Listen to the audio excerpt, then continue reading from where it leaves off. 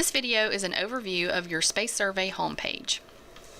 You should have received your space survey via email, and you have a link in that email, and the link will bring you to your space survey page, and it should look similar to this one. This is a typical example of a space survey. The very first and most important thing that you need to remember is anytime that you find yourself away from this page, just click on your name to get back. Your name is the link to your survey homepage. Next to your name, there is a toggle button. The toggle button will allow you to get rid of the space survey statistics so you can just see your survey list. The survey statistics section includes a number of things. The first thing that you see is total area. That is the total area that is currently being surveyed by you.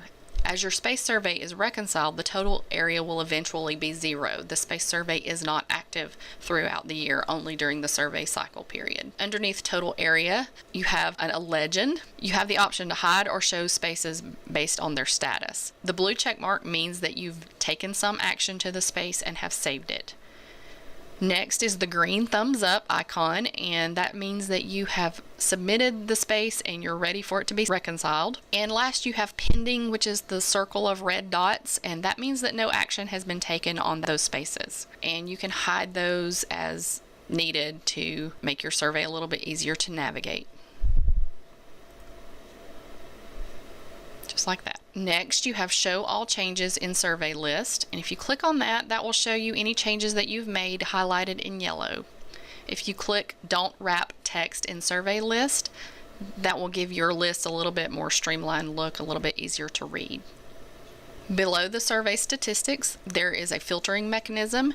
You can filter your spaces by organization if you have multiple organizations that you are surveying. You can filter by facility, by floor, by room, and also by use. So if I wanted to see all of the offices on a specific floor, I can do so by using the filtering mechanism. And to clear that out, just click Clear All Filters. There are a couple of buttons under the Clear All Filters button that are not activated, and those are discussed in other videos. Over on your survey list, you have the option to show or hide columns. So if you would not like to see the use on your listing, you can just take that off. You can show a specific number of records, or you can show all of your records. That's not really recommended if you have an extremely large survey. If you have more than a couple of hundred, I would not recommend clicking Show All Entries. There's also another filtering mechanism over to the right. And if you wanted to see all of your offices, again, this is an easy way to do that. Or if you wanted to filter it just by an organization, you can do that also. So that's another helpful tool. If you're only showing a few entries at a time, you can page through those at the bottom right. Just click Next or Previous. And then up in the blue bar, you have a few options. Your floor plans are listed, and those are by floor. There is another video that explains the floor plans and what they can be used for.